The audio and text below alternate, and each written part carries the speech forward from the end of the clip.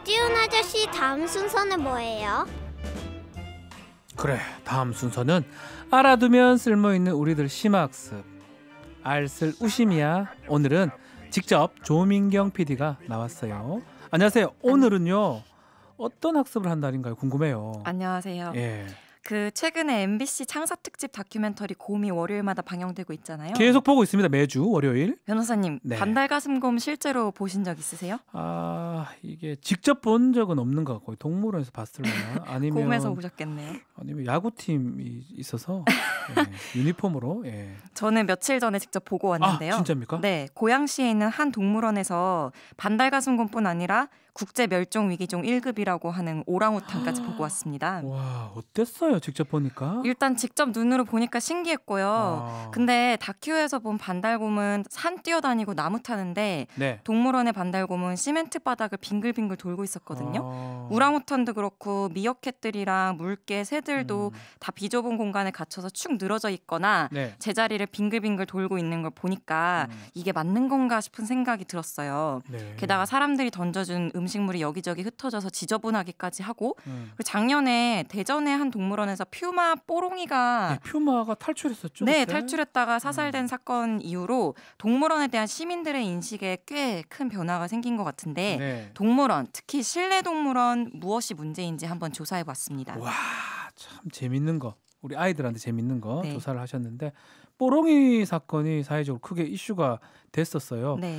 사육사가 실수로 문을 잠그지 않는 바람에 퓨마가 한 마리 탈출했고 4시간 30분 만에 안타깝게 사살이 되었어요. 네. 그래서 동물원 폐지해라! 이런 시민들의 목소리도 제가 기억이 나거든요. 그렇죠. 우리나라 사육시설 설치 기준이 퓨마 같은 경우에는 최소 넓이 8.4제곱미터, 높이는 2m로 하게 되어 있는데요. 네. 뽀롱이가 살았던 곳은 340제곱미터로 해서 기준에 비하면 굉장히 넓은 것 같죠?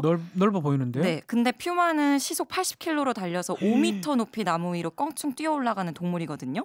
그럼 퓨마한테 340제곱미터 약 100평 정도 되는 넓이가 장난이겠네요. 과연 그쵸. 그래서 거기다가 시설에 대한 기준은 있는데 어떻게 살게 할 것인지에 대한 규정은 우리나라에 전무하다고 합니다. 규정이 없군요. 네, 지난해 9월에 환경부가 밝히기로는 사자, 호랑이, 퓨마 같은 맹수를 사육하는 동물원 29곳 중에 15곳에서 맹수를 야외 방사장 없이 사육을 한다고 해요. 항상 실내에 있는 거죠. 그렇군. 지금 얘기 들어보면 80km, 시속 80km면 거의 차의 속도인데요. 그렇죠. 자동차 속도죠. 엄청 빠른 건데 퓨마도 그렇고 호랑이나 사자도 그렇고 넓은 곳에 살아야 될 것 같아요. 그렇죠. 그런 동물들은. 그렇죠. 동물원에 있는 대부분의 야생 동물들이 원래는 넓은 산이나 숲이나 벌판에서 살잖아요. 네. 근데 현행 동물원법에는 적정한 서식 환경을 제공해야 한다. 이런 추상적인 말만 존재하고 법을 잘못 만들어 놓은 것 같아요. 네. 그리고 사육 환경을 지키지 않았다고 해서 처벌하는 규정도 없습니다.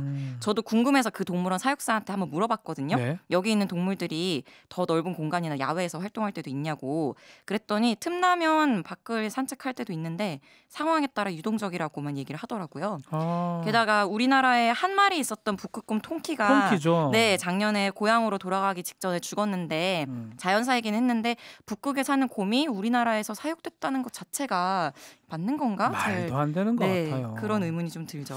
그렇다면 법도 그렇고 가이드라인 같은 게 전혀 없다. 그래 봐야 될 것 같네요. 그렇죠. 제가 관련해서 동물을 위한 행동이라는 단체 전채은 대표랑 인터뷰를 해봤는데요. 네. 가장 큰 문제는 아무나 동물원을 한다. 이게 문제라고 하더라고요.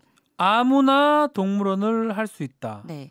그럼 제가 지금 동물원 하나 설립해서 운영이 된다는 겁니까?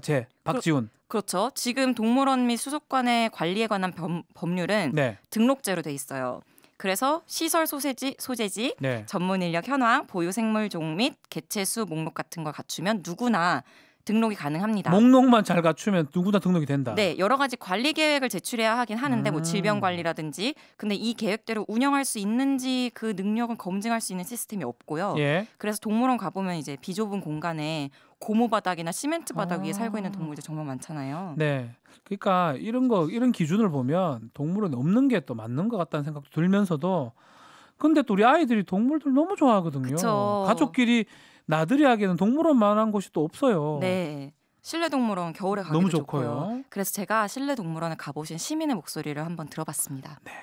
비 오거나 춥거나 이럴 때 편하니까 조금 만질 수 있고 이러니까 사실 동물들은 좀 불쌍한데 애들은 더 좋아할 것 같아요. 새도 앵무새 같은 거 이렇게 손에 얹어서 애들 가까이서 보게 했고 동물을 만질 수 있으니까 동물들이 많이 활동적으로 움직이는 게 아니라서 가만히 있어가지고 그냥 갇혀있는 동물을 보고 온 거죠. 애들은 뭐 동물 갑갑하겠다, 답답하겠다, 심심하겠다, 나가고 싶겠다 이런 반응이 있었어요. 네, 애들이 좋아하긴 좋아하는데 애들도 동물들 불쌍해하네요. 네. 우리 애들도 그랬었어요 어릴 때. 아, 가보셨구나. 네, 많이 가봤죠. 그랬을 네. 것 같아요. 그래서 동물원을 아예 없애자는 주장을 하는 건 아니에요. 동물원이 전시의 역할도 하지만 또 멸종 위기종이나 다친 동물들 보호하는 역할도 해야 되잖아요. 예. 그래서 동물권 단체들은 외국처럼 등록제를 허가제로 바꾸고 기준을 구체적으로 마련해서 뭐 생물 다양성 보전 연구, 동물 생태와 습성에 관한 올바른 정보 제공 기능을 할 수 있는 시설만 국가의 지원과 관리를 받아서 운영되도록 해야 된다. 이런 주장을 하고 있습니다. 자, 외국처럼이라고 예를 들어줬는데 자, 외국 기준을 한번 볼까요? 한국을 제외하고는 유럽연합, 미국, 호주처럼 동물원 관련 법이 있는 국가는 허가제 또는 면허제를 시행하고 있는데요. 예. 사육 환경 관리도 철저히 하고요. 뭐 그렇군요. 예를 들자면 영국은 지방정부가 파트타임으로 수의사를 채용해서 검사를 진행을 이제 맡아서 하고 있고요. 수의사 채용이 눈에 띄는데 우리나라는 왜 그렇게 안 합니까? 그게 허가제 시행 이후 대책이 충분히 논의되지 않으면 동물원 연쇄 폐쇄가 일어날 수 있다는 반론이 있어서 그래요. 네. 허가제가 직업 선택의 자유를 침해할 수 있다는 주장도 있고요. 아하. 하지만 그 느슨한 규제부터라도 시작을 해서 시간을 두고 천천히 하면 개선이 가능하다는 게 동물 보호 단체들 입장이고요. 네. 뭐 자연사하는 동물들이나 방사되는 동물들이 생길 테니까 거기에 맞춰서 동물원 동물 개체수를 조절을 하거나 다른 곳으로 이송시키는 방법도 있고요. 네. 뭐 의지만 있으면 길은 있다는 거죠. 자, 그러면 현재 우리나라에서 좋은 동물원은 없습니까? 아유, 있죠. 어디가 있습니까? 그래도 뭐 예. 서울대학공원 같은 경우에는 음. 연구원, 수의사, 사육사까지 전문 인력이 우리나라에서 제일 많다고 하고요. 뭐 어허. 방사장도 제일 크고요. 예. 그렇게 되면 동물들 복지가 자연스럽게 좀 낮겠죠. 그다음에 전주동물원 같은 경우에는 전주요? 네, 작년부터 생태동물원 조성하면서 곰의 방사장을 2,326제곱미터로 완전 넓혀주고 뭐 그런 식으로 동물 복지에 최선을 다하고 있고 청주동물원 같은 경우에는 작지만 근처에 있는 충북 야생동물구조센터에서 다친 동물 구해오면 거기서 치료하고 건강해진 동물들을 야생으로 방사하는 체계를 갖추고 있다고 해요. 네. 연구도 하고 있고 그래서 의미가 있고 또 여수에 있는 한화 여수 아쿠아리움 같은 경우는 사기업인데 비슷한 방식으로 종보존이나 방사를 하고 또 바다거북 연구를 한다고 해요.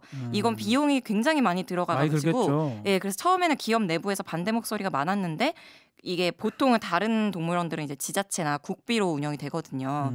근데 이제 결심을 해서 운영을 하고 있다고 합니다. 결국 비용 문제가 좀 걸리네요. 돈이 많이 드니까요. 그렇죠. 근데 이것과 관련해서 네. 저는 전채은 대표 말이 좀 인상적이었어요. 그러니까 우리가 값싸게 쉽게 동물원에 가는 게 아이들한테 과연 교육에 도움이 된다고 생각을 흔히 하는데 네. 무엇을 교육시킬 것인가에 대해서 돌아볼 필요가 있다는 얘기예요. 그러니까 동물이랑 관계를 맺는다는 건 그 동물이 어떻게 사는지 그 모습과 자연 그대로를 보고 존중해 주는 거고 그냥 우리에 갇혀 있는 동물 보고 그냥 동물 봤다 이렇게 만족하는 게 아니라 뭐 새 한 마리를 보기 위해서 시간을 들여서 새가 사는 곳을 찾아가서 그 새가 어디서 어떻게 사는지 이런 모습과 환경을 보는 게 진짜 아이들에게 맞네요. 도움이 될 교육이 아닌가 이런 말씀을 하시더라고요. 마지막에 그 얘기요. 동물을 존중해 준다는 것이 사육 환경을 지켜주는 것이고 또 멋있게 차려진 동물원에 가서 잘 살고 있는 동물을 보는 것이 우리에게도 더 좋은 교육이 될 것이다.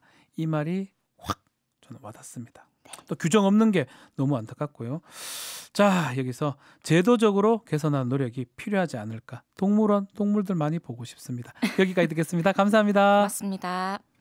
박지훈의 박지훈의 세계는 그리고 우리는 박지훈의 세계는 그리고 우리는 모두를 위한 쉽고 맛있는 시사 MBC가 드리는 저녁 시사 세계는 그리고 우리는 평일 저녁 6시부터 8시까지 박지훈